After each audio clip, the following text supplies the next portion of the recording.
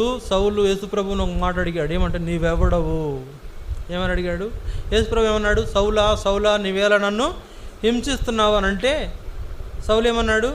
ప్రభువా నీవెవడవు. ఈ రోజుల్లో ఇలాంటి వాళ్ళు కూడా ఉంటున్నారు, నీవెవరయ్యా. కానీ మంచిదే, సౌలు వేసిన ఆ ప్రశ్న చాలా గొప్ప ప్రశ్న.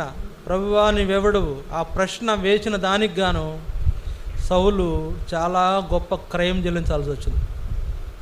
నీవెవడవు అని యేసు ప్రభువుని ప్రశ్నించిన ఈ సౌలు యేసు ప్రభువు కొరకు తన జీవితాన్ని పానార్పణంగా పోయాల్సి వచ్చింది.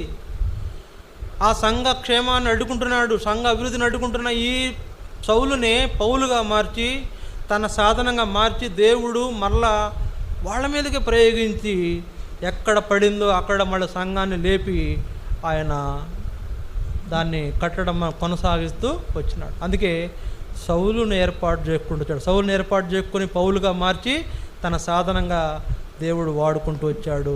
ఆ సౌలు